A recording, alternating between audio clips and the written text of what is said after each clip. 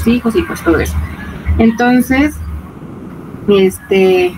ya se vuelven sedentarios, pero como estaban pues ahora solo en un lugar, se dan cuenta de que pues ya están hartos de que siempre comen prácticamente lo mismo. Y entonces se dan cuenta de que a sus alrededores pues hay como otras personas y empiezan a hacer el trueque, que intercambiaban cosas por otras para pues prácticamente era no comer lo mismo en ese entonces. El trueque es uno de los antecedentes más importantes del derecho mercantil. ¿Qué más? Luego nos pasábamos a las leyes rodias. Antes, Este, cuando todos estos primeros seres humanos empezaron a desarrollarse en sociedad, se crearon varios tipos de normas y entre ellas destaca la norma económica. Eso es importante destacarlo. ¿Qué más? que nos decía que la economía, bueno, economía significaba oikos, que era casa, y nomos, que era regla, entonces era pues la casa en regla. Las reglas de la casa, etimológicamente hablando. ¿Ok? Bueno, ya entonces ahí pasábamos a las leyes rodias, que existía un emperador que se llamaba Antonino. Entonces, pues su lógica, él gobernaba en la tierra, pero pues también decían, si él gobierna en la tierra, pues también tiene que gobernar por lógica en el mar. Y de ahí se derivaba la figura del echazón, que decía que todos tenían que aventar sus pertenencias al mismo tiempo en caso de que pues digamos que el barco se fuera a hundir o algo así. No había como diferencias entre los navegantes que iban en ese barco, pero esta figura deja de existir en el 1963, cuando entra en vigor la Ley de Navegación y Comercio Marítimo. Después está la actio incitoria, que teníamos pues la facultad de demandar al dueño de la empresa. Esto solo era para empresas, y pues ya nos explicaba que pues las empresas tienen, digamos, que el dueño, y el dueño tiene el gerente. Entonces si el gerente hacía un trato con otra persona, pues la otra persona tenía la facultad de demandar directamente al dueño, no al gerente. Ajá. Y también está la actio exceptoria, que esta es el mismo caso, solamente que se basa en los barcos. Igual es el dueño del barco, renta sus barcos, pero si el capitán hacía un trato con otra persona, pues teníamos la facultad de demandar al capitán. No, perdón, al dueño del barco. Al dueño del barco, exacto. Eh, y luego nos hablaba también de... Nauticum Fuenus. y esa parte ya no la entendí. Ok, gracias, Jackie. Nauticum Fuenus fue también otra compilación de los romanos, y en Nauticum Fuenus se regulaba el famoso préstamo a la gruesa. Esto también, todas las leyes Nauticum Fuenus era una compilación de leyes marítimas, de un libro llamado Nautae. Okay. Aquí se regulaba el famoso préstamo a la gruesa. ¿Qué es el préstamo a la gruesa? Es un préstamo que se daba a los comerciantes marítimos. Les explico un poco de esto. Imaginando también que yo soy dueño de una embarcación y yo voy a asociarme, voy a tener un socio comercial, y lo comentaba el socio comercial, bueno, tú eres el que te vas a navegar, yo voy a poner el dinero, ¿ok? Y entonces la persona que iba a viajar me podía comentar, ¿sí? A mí nada más patrocíname el viaje, préstame dinero, yo voy a realizar ciertos actos de comercio en el otro lado, en otro continente, en otro lugar, en otro país. Pero, y te lo voy a pagar, por supuesto que sí, pero ese préstamo está condicionado al buen retorno de la persona que se fue a viajar, ¿ok? Entonces, está condicionado al buen retorno del deudor, en pocas palabras, ¿ok? Si el deudor regresa sano y salvo, pues le regresará al acreedor todo lo que le prestó, y si no, pues habrá perdido entonces el acreedor todo su dinero. Esto se llamaba el préstamo a la gruesa. Es una figura también que viene en el famoso Nauticum Fuenus. Entonces, este préstamo a la gruesa es un préstamo condicionado al feliz retorno del navío obviamente tenía que haber una retribución a cambio de grandes ganancias, ¿ok? Y esto está compilado, les repito, en el texto Nautae. También estaba contemplada una figura que creo que sí le explicamos, cupones testabularium recepta restiturant. Cupones et tabulari ut recepta restiturant. ¿Alguien se acuerda de esto? Porque eso sí lo vimos. ¿Alguien se acuerda de esto?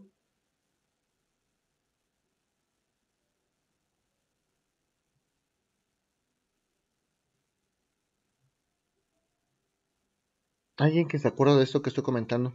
Profe, si no me equivoco, creo que eran los que se encargaban de cuidar los bienes de los que cuidaban, bueno, se encargaba de cuidar los bienes de los embarcadores.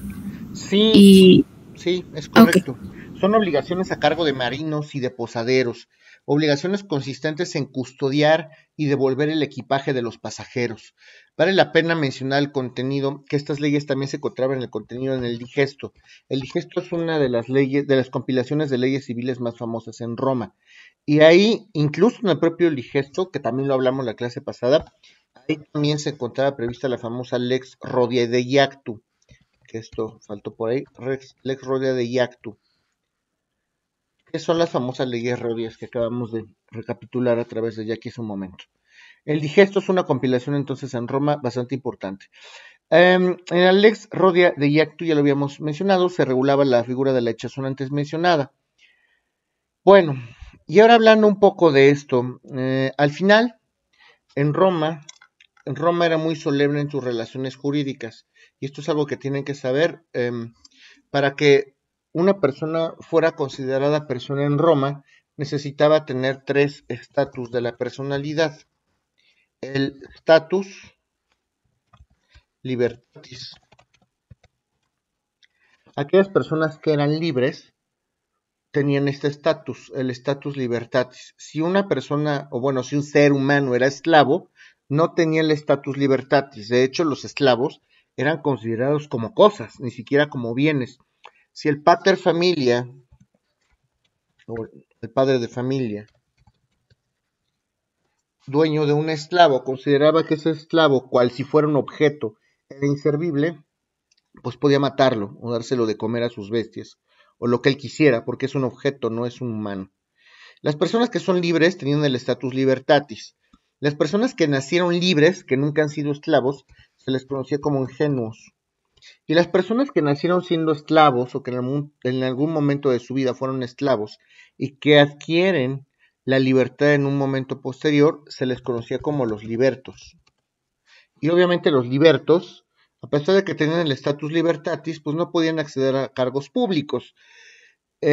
Obviamente se les veía mal, prácticamente eran los desechados, los desdeñados.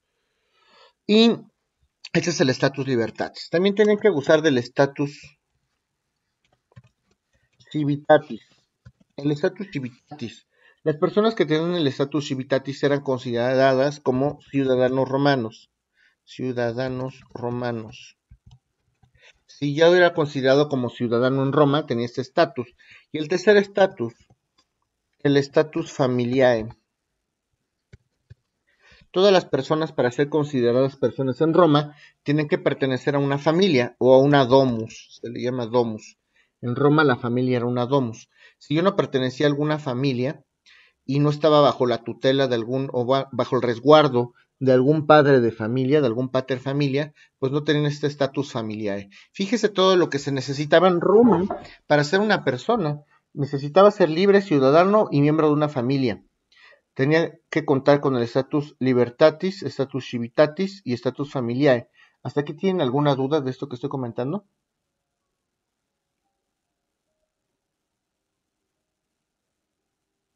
¿No? Ya, profesor. Sí, adelante. Dijo que el pater familiae eran los que eran los dueños de los esclavos. Cualquier persona podía ser dueño de un esclavo, pero el pater familia era el líder de familia, era el padre de familia, era el líder de una domus, el líder de una familia. Si por ejemplo tú vivías en una familia, pues a lo mejor tú eres persona, tú eres una hija, tu papá tiene una esposa, tiene otro hermano, entonces ustedes sí forman parte de una domus, pero el líder de esa familia era el pater de familia, el padre de familia, era el pater familia. En Roma el padre de familia o el pater familia juega un rol muy importante, porque es el líder de una familia. Al líder de una familia en Roma se le consideraba jerárquicamente superior a los otros miembros de la familia.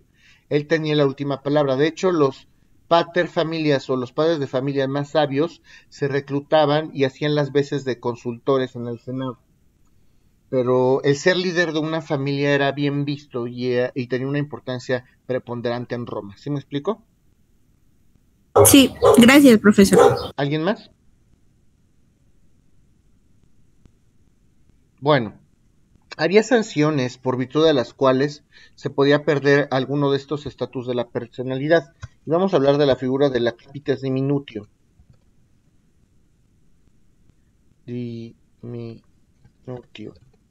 A través de la figura de la capitis diminutio se podía perder alguno de los estatus de la personalidad. Y había tres tipos de capitis diminutio. Capitis diminutio máxima, capitis diminutio media y capitis diminutio mínima. Si yo perdía el status libertatis, el status libertatis solamente se podía perder a través de la capitis diminutio máxima. Ojo, el estatus más importante solamente se podía perder a través de la capitis diminutio máxima. Una pena que imponía el Estado. Si yo pierdo el status civitatis, dejo de ser ciudadano, eso se podía perder a través de la capitis diminutio media. Capitis diminutio media. Y si yo perdía el estatus familiar,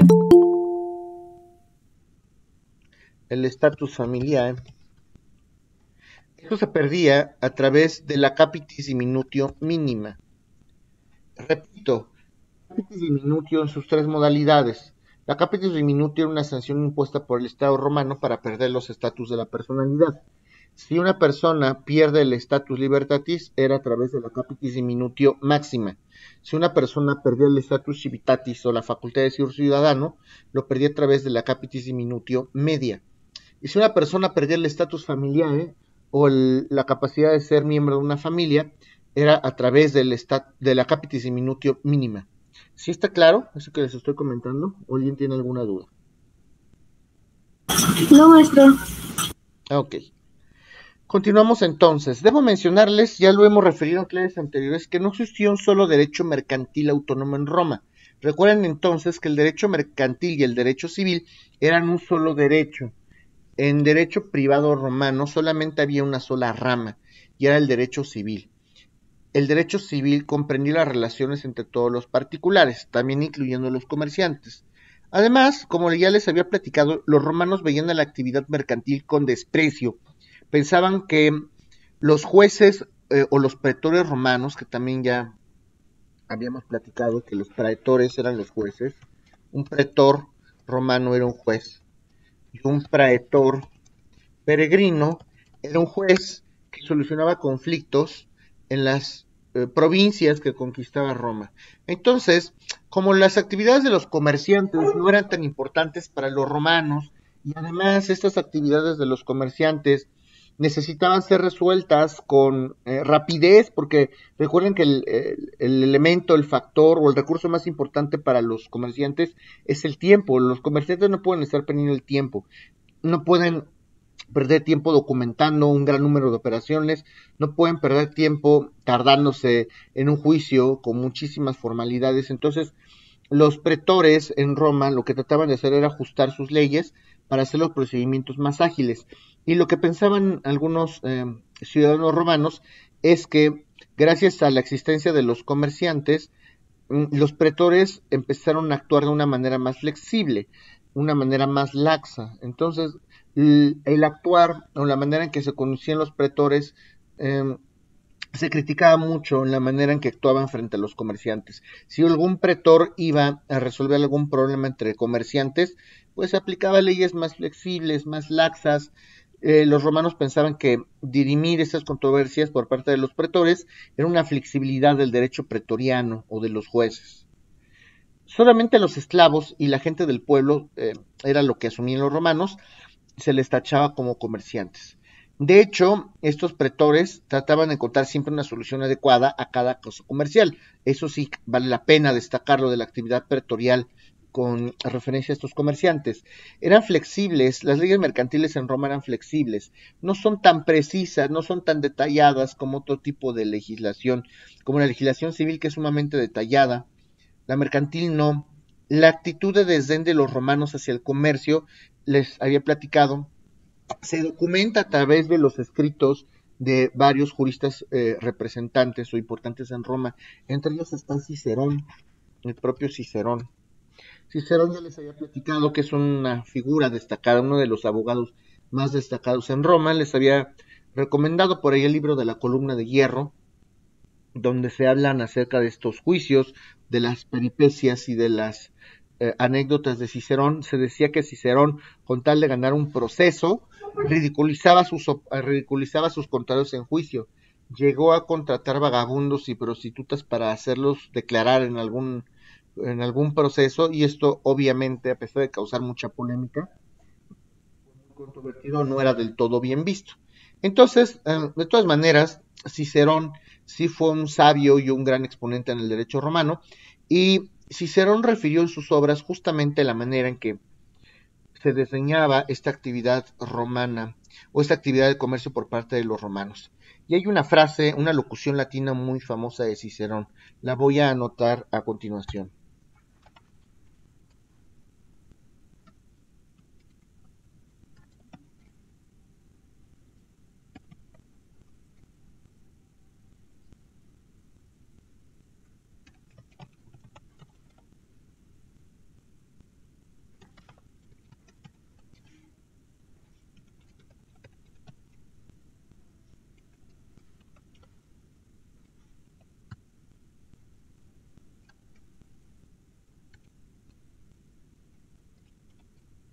Ok.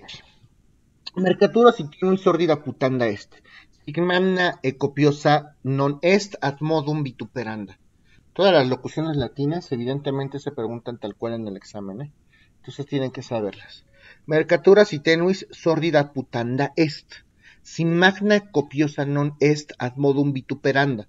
¿Qué quiere decir esto en español? La actividad mercantil, si no era grande, si no era vasta, si no era una empresa auténtica, prácticamente era desdeñada y no era tomada en consideración por los ciudadanos romanos. De por sí la actividad mercantil no era grata a los romanos. Entonces, la actividad mercantil no es grata a los romanos. Solamente si fuese una actividad grande, solamente si fuese una actividad abundante, va a ser de notoria observancia de los romanos. Si no es grande la actividad comercial, si no es magnificente, si no es relevante, entonces no será relevante en el mundo de los romanos. ¿Sí me di a entender o no, muchachos?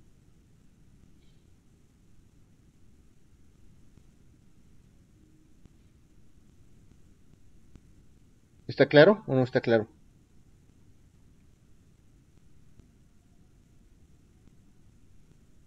¿Alguna duda? ¿Sí me entendieron lo que dije o no? Ok. Profe, ¿me lo podía repetir, por favor? Sí, solo díganmelo, porque si no, no puedo saber. Gracias, Vane. A ver, esto es una máxima, una locución latina que establece el propio Cicerón en sus obras. Una frase célebre. Esta frase célebre a lo único que hace referencia es que, en primer lugar, la actividad mercantil no es grata en Roma. ¿Ok? Mercatura si tenuis sordida putanda est. Si la actividad mercantil en Roma es breve, es chica, es pequeña, tenemos que hacer caso omiso. En pocas palabras, no hay que tomarlo en cuenta, es irrelevante. Si no es grande, si no es relevante, entonces no vale la pena que sea considerada. ¿Sí me doy a entender o no? Lo explico también de esta manera, como les platicaba. Pero los romanos, la actividad mercantil no era una actividad bien vista, era una actividad propia de los plebeyos, de los pobres, de las personas que no tenían educación. Entonces, lo único que era importante para los romanos, justamente, es que existiera un flujo económico, que se siguiera desarrollando el tema comercial. Sería en este caso como un Soriana, un Sams, pues a gran escala. Los romanos no consideraban relevante a una persona que tiene un puestito en el mercado público. Eso es chiquito, es mínimo, no debe de ser tomado en consideración, no es relevante para el mundo de los romanos. Pero si es grande, si es una actividad comercial enorme, si podemos hablar de una empresa, entonces sí puede ser relevante en el mundo de los romanos. Eso sí, y eso ya quedó claro. Gracias, Vani. Desaparecido mientras no fuera gran flujo comercial. Si no es un comercio grande, no vales para mí, en pocas palabras. Tú tienes que ser un gran comerciante. Si eres un comerciante chiquito, eres insignificante para mí. En pocas palabras, es lo que están diciendo los romanos. ¿Ok? Y esto viene en una compilación que se llama, o se llama, De Officis. En esa compilación viene esta máxima de Cicerón. No podemos decir tampoco que la falta justamente de escasez del tráfico comercial se deba al desdén que los romanos tenían a esta actividad. Es posible que podamos atribuir la falta del tráfico comercial a la capacidad de generalizar y flexibilizar el sistema jurídico de los romanos, porque al final los romanos no eran tontos, los romanos sabían perfectamente que esta actividad comercial era inminente, era necesaria para que el pueblo, o bueno, para que la civilización romana pudiera salir adelante. Entonces, en las últimas épocas del imperio, o los últimos días del imperio de Occidente, de Roma de Occidente, recuerden que cayó aproximadamente en el 475 después de Cristo, comenzó a escasear y a tener una serie de problemas este tráfico comercial o esta actividad comercial. Y esto no se debe justamente al desdén que tenían los romanos. Si hay poca práctica o poco flujo comercial o poca actividad comercial en Roma, en esas últimas épocas, no se debe a que los romanos lo veían mal, se debe a otras situaciones que vamos a ver a continuación, ya propiamente de la época medieval, del medioevo. Es importante eso que les estoy comentando porque ya en fechas próximas a la caída de Roma de Occidente, los pueblos bárbaros, los visigodos, los ostrogodos, todos ellos empezaron a saquear, empezaron a acosar a muchos de los comerciantes o de los propios ciudadanos romanos y de los propios comerciantes romanos, y gracias a eso empezó a existir un flujo menor en el comercio en Roma. ¿Hasta aquí alguien tiene alguna duda de lo que estoy comentando? Profe, yo. Sí. El de Offices es donde viene, se puede decir, esto que dijo de Cicerón. Sí, De Officis es la obra de Cicerón, donde está documentado el Mercatura Citerno y Sordida Putanda Est. Justamente ahí viene documentado, así es. Ok, maestro, gracias. Sí, ¿alguien más? Bueno, vamos a hablar ahora, vamos a brincarnos de esta etapa. Tampoco me interesa estar todo el tiempo hablando de historia del derecho romano, no es la idea. Vamos a pasar un poquito al derecho mercantil en la Edad Media. Vamos a hablar del derecho mercantil en la Edad Media. Bueno, con la caída del Imperio Romano de Occidente se agravó la inseguridad social en las frecuentes incursiones que hacían los comerciantes a diversos lugares del mundo. Los bárbaros se dedicaban a saquear, a asaltar los pueblos bárbaros. Les digo, los visigodos, los godos, los ostrogodos, lo que hoy corresponde a algunas provincias romanas, rusas, checas. Todos estos señores llamados pueblos bárbaros se dedicaban a asaltar y se dedicaban justamente a robarle los objetos de comercio, los productos a estos comerciantes. Entonces se produjo una gran decadencia en la actividad comercial. Ya nadie quería salir a hacer expediciones en materia comercial porque teníamos miedo, un temor fundado, consistente en que los pueblos bárbaros pues nos iban a asaltar o nos iban a agredir de alguna manera. Gracias a la figura de las cruzadas resurge la actividad comercial, y esto es importante. Las cruzadas, que eran estos famosos viajes que se daba en la Edad Media. Vamos a investigar nuevos lugares y de esta manera vamos a reforzar esta actividad comercial. De todas maneras se empezaron a retomar todos estos viajes de comerciantes, pero justamente para evitar el robo y el atraco y toda esta actitud nefasta por parte de los pueblos bárbaros o de la gente bárbara, empezaron a viajar estos comerciantes en conjunto. No viajaba uno ni dos, viajaban varios para protegerse de los bárbaros. Gracias a las cruzadas resurge la actividad comercial. Se abrieron nuevas rutas y nuevos canales de comunicación con los países de Oriente. Esto es importantísimo. En el medioevo se abre un canal de comunicación con los países de Oriente. Se facilita entonces el intercambio de productos en toda Europa. Destaca, por ejemplo, Italia, por la posición geográfica que tenía en ese momento, todo lo que es el mar que tiene a su alrededor, y este resurgimiento del comercio se dio en situaciones jurídicas y políticas muy diferentes a las que existieron en un momento en Roma. ¿Hasta aquí alguien tiene alguna duda?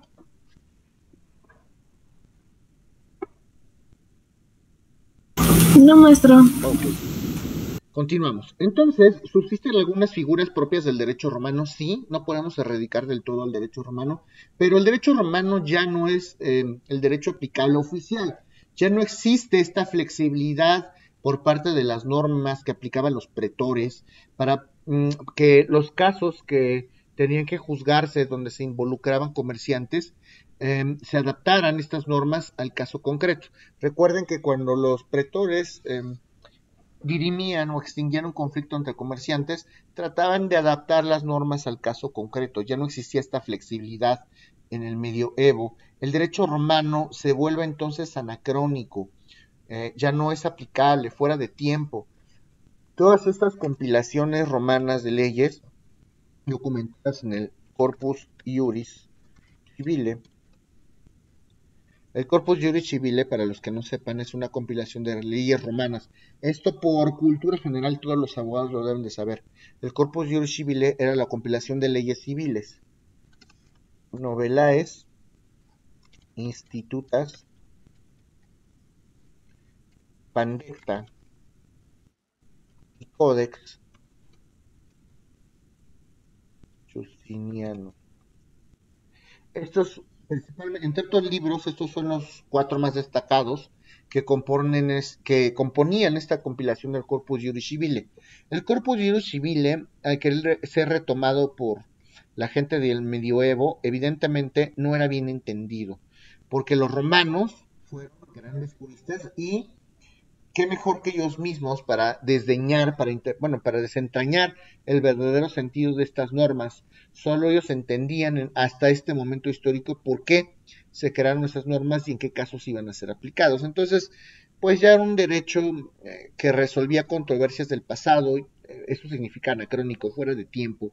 El Corpus Juris Civile ya no era bien entendido y en vez del Corpus Juris Civile comienza, y esto es importantísimo porque esto sí influyó en las leyes mexicanas, comienza a cobrar gran relevancia el famoso derecho germánico. Derecho germánico o el derecho alemán. Sobre todo en un aspecto adjetivo. ¿Qué es un aspecto adjetivo? En leyes procedimentales. En la parte procedimental comienzan a destacarse los romanos. Este derecho germánico, lo que conocemos como Alemania, era un derecho muy formalista y muy primitivo. Formalista significa que la ley alemana pedía muchos requisitos, establecía muchos candados para que se pudieran finalmente actualizar algunos actos jurídicos. Oye, si quieres hacer un contrato, tienes que traer 2 testigos y tienes que poner 3 sellos, pero además tiene que ser ante una autoridad. Bueno, entonces ponían una serie de formalidades que, lejos de favorecer las figuras, las complicaban. Y esto era muy primitivo. No resolvía de fondo los problemas y las necesidades de los comerciantes tampoco eran satisfechas. Políticamente, en la Edad Media, en este momento histórico, faltó un poder eficiente, como sí lo existió en Roma, para poder hacer leyes generales que resolvieran los problemas justamente entre los comerciantes de ese momento. Estas deficiencias políticas dieron pie a que las personas que se dedicaran a una misma actividad, y eso es muy importante, y la misma actividad, estamos hablando del comercio. Entonces dio pie, estas leyes que se aplicaban de manera inadecuada, dio pie a que todos estos comerciantes, aquellos que se dedicaban a una misma actividad llamada comercio, se agruparan entre sí para proteger y defender sus propios intereses, sus intereses en común. De esta manera aparece una figura en la Edad Media importantísima, seguramente lo preguntaremos en algún momento, son los famosos gremios. Se crean los gremios son las primeras asociaciones, son las primeras manifestaciones de reunión de estos comerciantes y ocuparon un lugar preponderante dentro de la actividad comercial en ese momento. Vamos a reunirnos una serie o un conjunto de comerciantes para proteger nosotros mismos nuestros derechos, porque los propios jueces de la época son ineficientes, no satisfacen nuestras necesidades, y entonces se crean los gremios, que son asociaciones de comerciantes creadas específicamente para resolver sus problemas, para hacer frente a sus problemas. Entonces, cobran un lugar preponderante estos famosos gremios. Los gremios de los comerciantes se pueden entender como las primeras asociaciones mercantiles.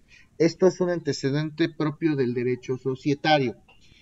Esto es importantísimo porque estamos hablando justo de asociaciones en materia comercial, ¿okay? Las asociaciones como antecedente del derecho societario. Esto pudiera llegar a ser, o pudiera llegar a hablarse en voz de muchos autores, como un antecedente de las sociedades mercantiles.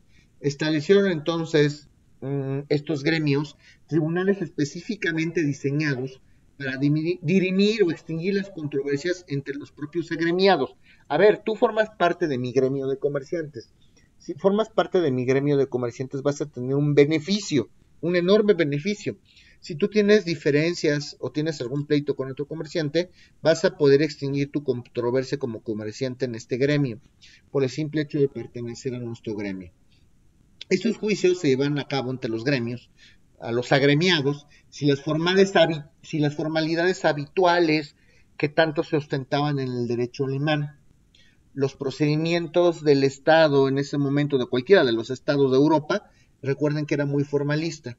No se van a inmiscuir las leyes de los estados europeos. A través de los gremios, los miembros de los gremios dirimían sus conflictos específicamente comerciales. ¿Alguien tiene alguna duda?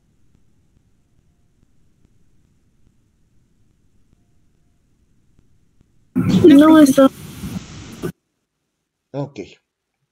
De ahí, y esto es importantísimo y lo vamos a ver también en el tema de las fuentes del derecho mercantil, de ahí que la costumbre, a ver, aquí hay alguna duda, entonces el gremio no eran para los comerciantes, los gremios eran asociaciones de comerciantes para resolver en conjunto y a través de ellos mismos sus problemas, pero tú podías, no nada más había un gremio, había varios gremios, entonces tú podías pertenecer al gremio italiano, al gremio alemán, al gremio, no sé, al gremio checo, qué sé yo, ¿no? Entonces, dependiendo del gremio al que tú pertenecieras, ahí en ese gremio, si yo pertenezco, por ejemplo, al gremio galo, lo que hoy es Francia, entonces, si yo tengo un problema, lo voy a resolver en mi gremio, en el gremio galo o de los franceses. Esto facilita, obviamente, mis necesidades facilita que mis necesidades como comerciante sean satisfechas y sean respetadas en todo momento. Si yo pertenezco al gremio italiano, por decir algún ejemplo absurdo, mis problemas tendrán que ser resueltos ahí, de todas aquellas personas que pertenecían al mismo gremio. Entonces, si es para los comerciantes, en general, claro, pero no todos los comerciantes pertenecían al mismo gremio. Los pleitos se resolvían en el gremio al que pertenecían, al que estaban adscritos. ¿Sí me explico, Yared, o no?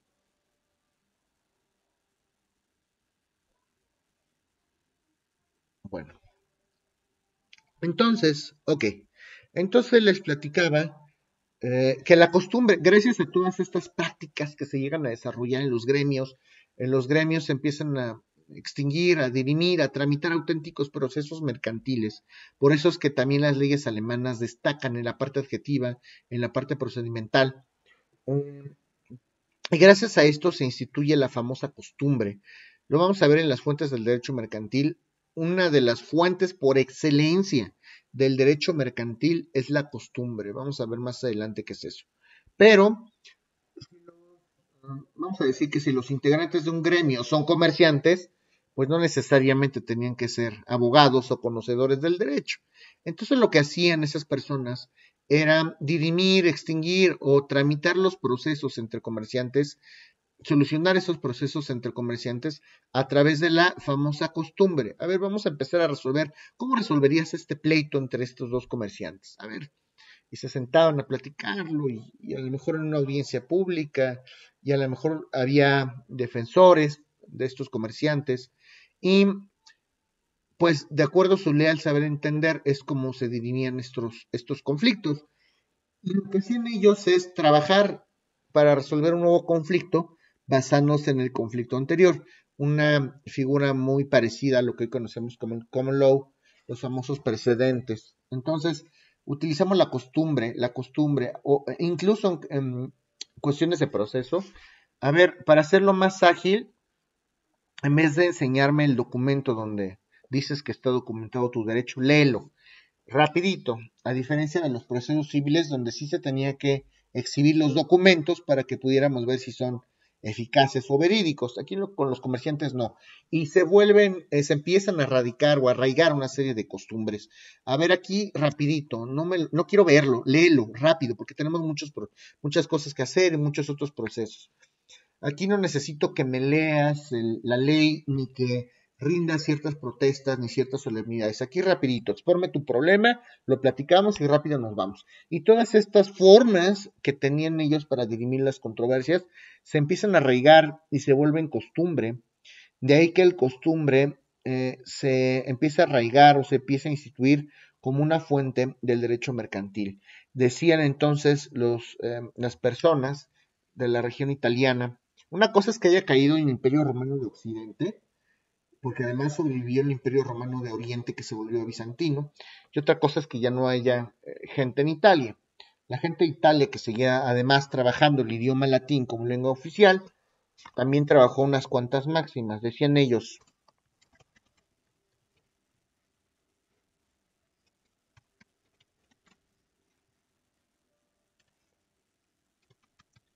Sin estrépito et figura judici.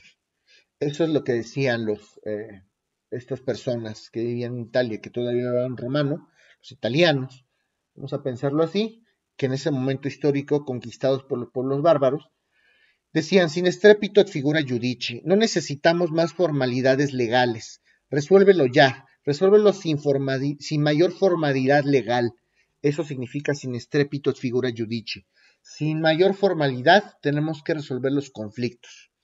¿Esto me lo entendieron o no, jóvenes?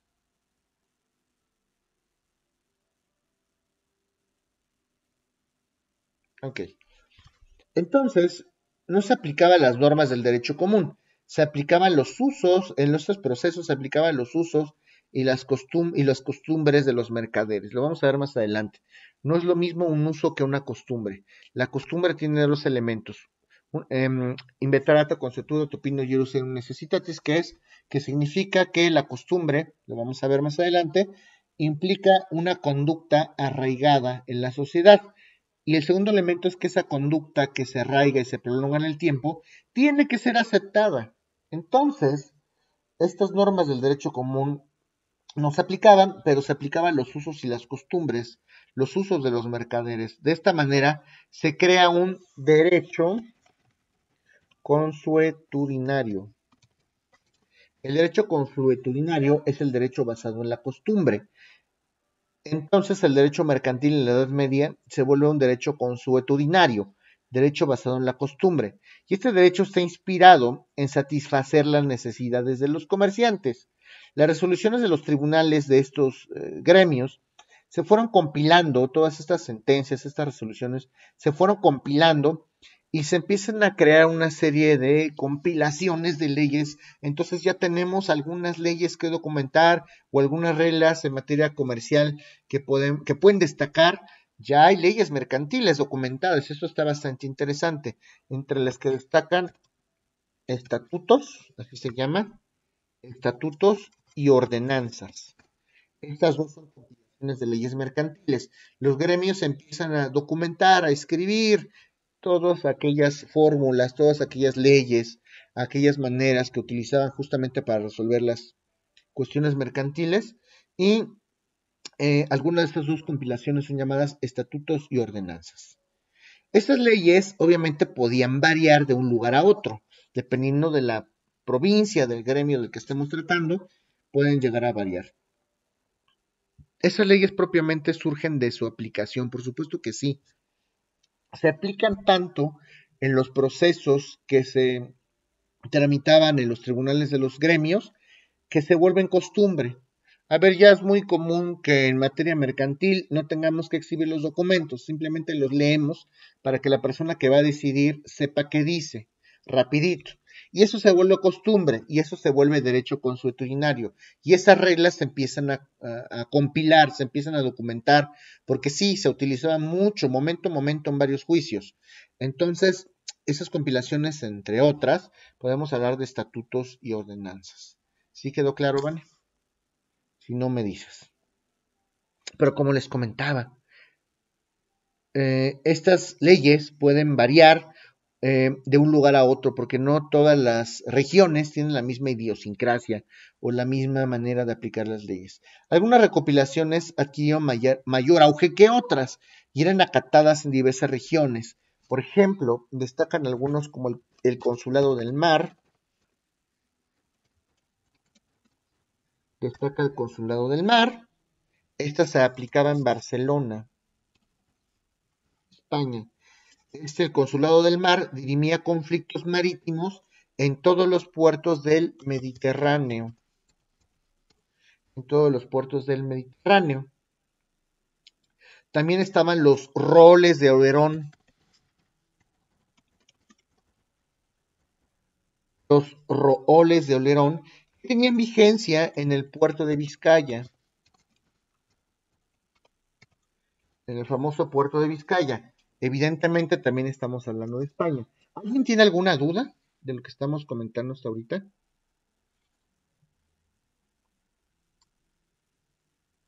O sea que las costumbres eran diferentes, maestro, dependiendo en el entorno en el que se encontraban.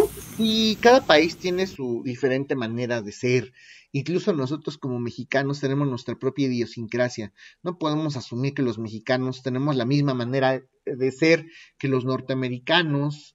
Nosotros nos gusta el chile, la fiesta, dicen que la bebida, somos felices, nos burlamos hasta de la muerte. Los norteamericanos comen mucho, pero son más solemnes en ciertas cuestiones. Entonces, cada país va a tener sus costumbres y su forma de ser arraigada, y gracias a ello pudieran existir algunas variaciones al momento de aplicar algunas de estas leyes, ¿ok? Por poner un ejemplo. Ok. Hay otra compilación de leyes que eran las leyes Wisby, las leyes de Wisby. Las leyes de Wisby regulaban el comercio marítimo en el mar Báltico. Como verán, es por regiones. Entonces, había otras, se llaman las actas de las asambleas de la Liga Hanseática. Los anoto.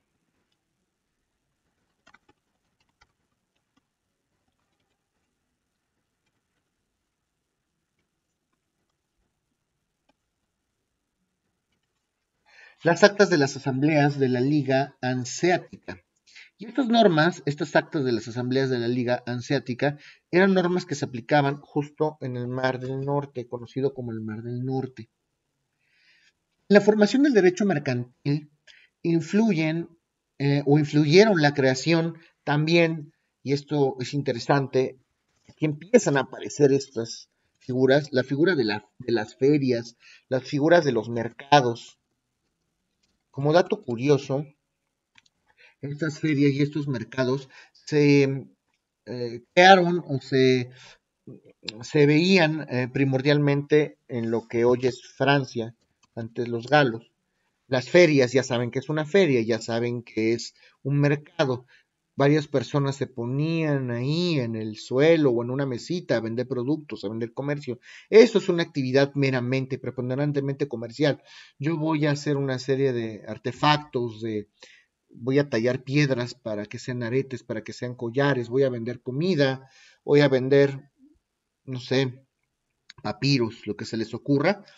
Y las ferias también, las ferias en Francia, que eran justo lugares donde se dedicaban a llevar algún tipo de distracción para que pudieran comercializar los miembros de la feria. Llevaban animales, llevaban personas, llevaban artefactos nuevos.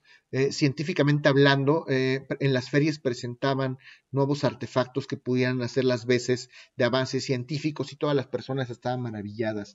Todavía ocurrió esto con cosas tales como, fíjense, todavía con la Estatua de la Libertad, con las máquinas de vapor, todavía siguió dándose toda esta figura en situaciones muy todavía más actuales que estas.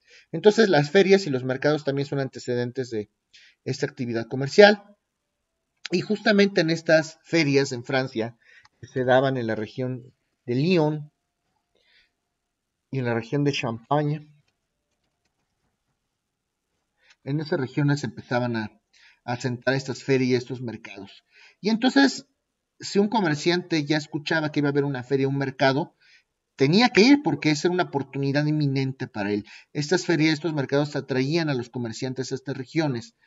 De ahí que en estas ferias, en estos mercados, se desarrolle, muy importante, la figura de la letra de cambio. Empezaban a través del papel a documentar valor en dinero. A ver, yo te quiero comprar 5 cajas de pieles, pero no traigo dinero en efectivo. Me prestó el mercader destacado de Francia, pero no traigo el dinero. Traigo una cartita donde dice que esto vale, no sé, 100 francos, lo que ustedes quieran, ¿no? Y aquí se los traigo y lo firma la persona que va justamente a dar ese préstamo. Es un antecedente de la letra de cambio, que es una orden incondicional de pago. No traigo dinero, pero traigo una orden incondicional por parte de una figura también parecida al cheque, que lo vamos a ver más adelante. Hay distinciones entre letra de cambio y cheque, pero aquí traigo una cartita donde dice el virrey que por favor me des estos productos, porque si tú le das esta cartita en efectivo, que está si tú le das esta cartita firmada originalmente por él, si se la llevas, él te va a pagar el dinero que aquí dice. Más o menos así era la letra de cambio. Entonces, un documento, un papelito que era firmado por el virrey decía, véndele. Si le vendes, te doy, no sé, 100 monedas de oro. Le daba las pieles y con ese documento podías reclamar esas 100 monedas de oro. Algo más o menos así. En estas ferias entonces se empezó a instituir esta figura. ¿Alguien tiene alguna duda de lo que estoy comentando, muchachos, o no? No, maestro.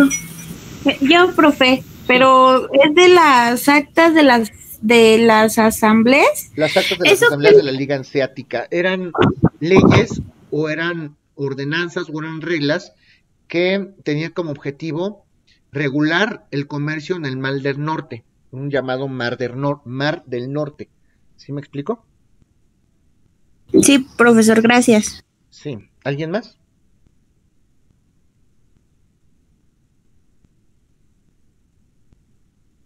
Bueno, niños, yo agradezco mucho su atención y si no hay otra cosa que tratar, creo que nos vemos mañana, ¿no? Mañana tenemos clase. Sí, mañana nos vemos entonces el día de mañana. Muchas gracias por su atención. Sí, maestro, muchas gracias, profesor. Gracias, maestro. Buenos días.